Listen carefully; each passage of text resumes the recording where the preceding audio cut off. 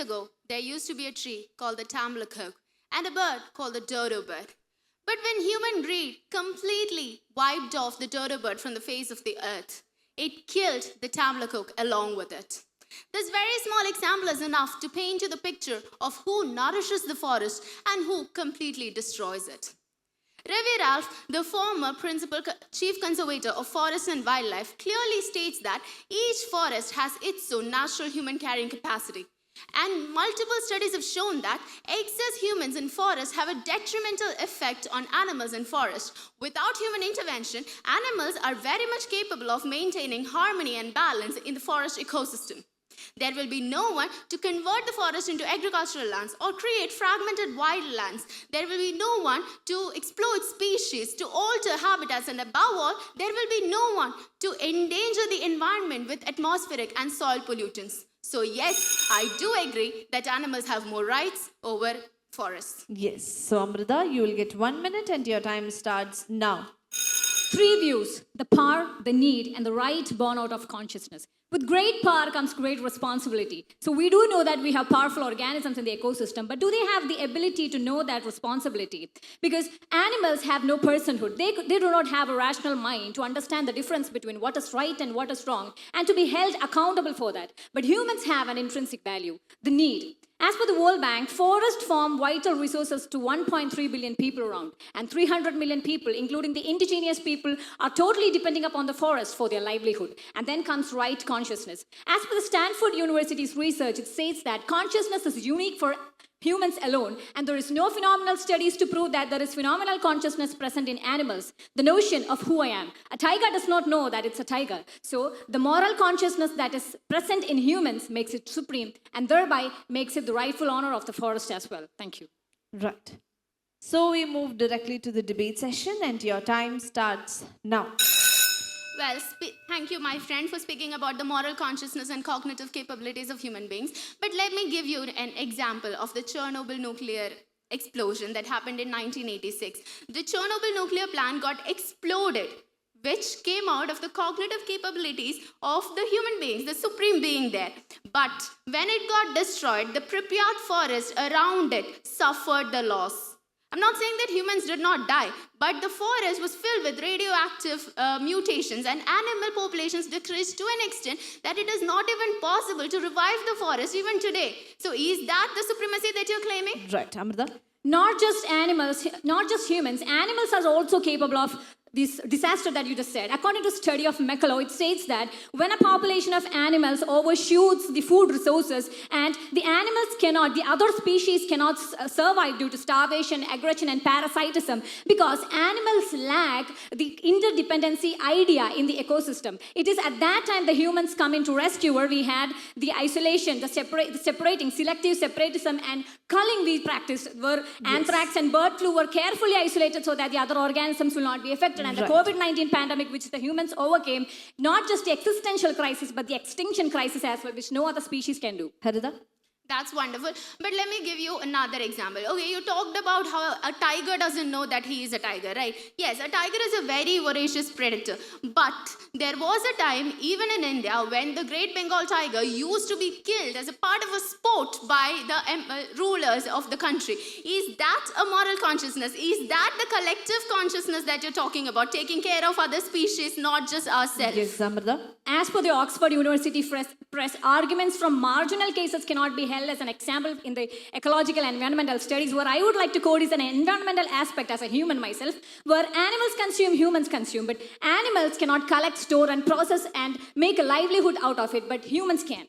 All right. Animals, came into Earth about 600 million years ago, and human beings came around 300,000 years ago. But after the intervention of human beings, the level of extinction which animals faces is massive. Moving on from extinction, let's look at the level of forest areas.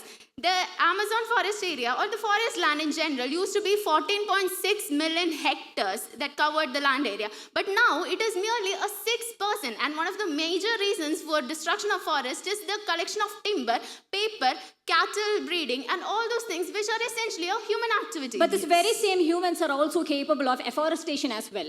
Recovering of the ecosystem is the only possibility that is the humans are capable of. It can also control the natural disturbances to an extent by means of advanced cohabitation, revegetation, and remediation, which only humans are capable of. I can never see an elephant who destroyed a sugarcane being sorry for that. Right, Haritha? An elephant who destroyed a sugarcane would have never destroyed it if it was not a part of its survival instinct, if it was not hungry. But human beings can restrain from doing these harms. You said that it is the optimum utilization of resources from nature. But there is a point where utilization should not happen, because if it exceeds a particular point, everything gets destroyed. And that is exactly why we have these wildlife laws and things, which is to protect the wildlife and to protect the forest from humans itself. Yes, We Amritha. have the people like Sundarlal Bahuna and Vandana Shiva and the man of the one-straw revolution, that is the so-called Masanamugu Fukaoka. So these people came into the forefront in order to protect the nature. And I don't know if you're familiar about the Surya Gandhi that is present in the Trivandrum, that is the Mayavaki forest, which was also invented and created, the miniature form of a forest by the same humans that you call to be so destructive. Haritha?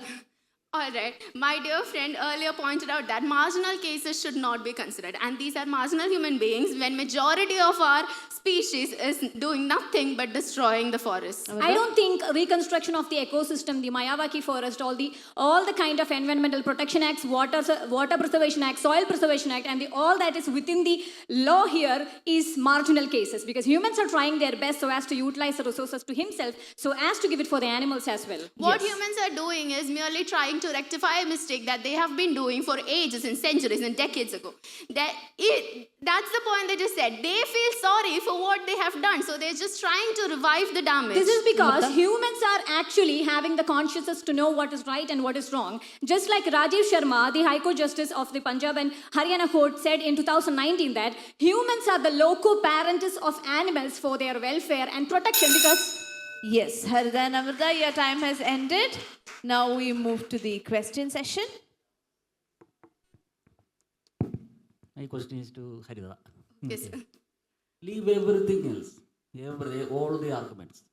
As per my understanding, only the man, all animals and including man takes from nature. But only the man gives back, right?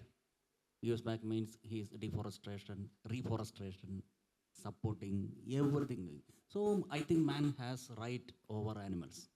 Okay, is the question clear? Yes. All right, Haritha, you get 30 seconds and your time starts now. Thank you so much for the wonderful questions, sir.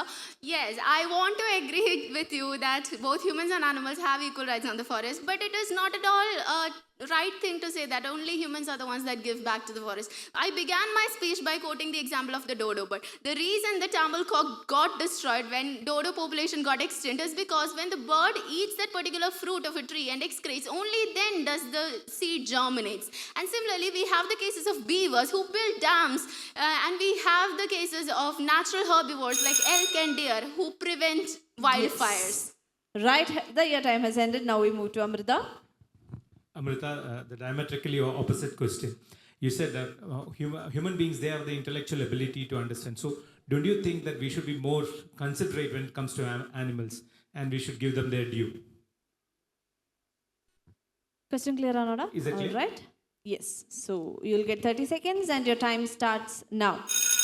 So you asked about the space that the human should give to the animals, which shows the entire law system, the legal system that is furnished just for the protection and the nourishment of our environment, including the DPSP, the Article 51, 48G. It's all for the welfare of the animals. But I don't see anything from the side of the animals, just like Sir said, they are giving nothing back. Just like the dodo bird has vanished, but we have the frozen zoo where we bring back things from the dead, just like the power of the Almighty. So I think they should have the rights of the forest. All right, so this was our last pair. ഒന്ന് കൈ കൊടുത്ത് പിരിഞ്ഞോളൂ. നല്ലൊരു കൈയടി കൊടുക്കുക. Federal Bank Speak for India, Kerala Edition Season 8 in association with Mathrubhumi.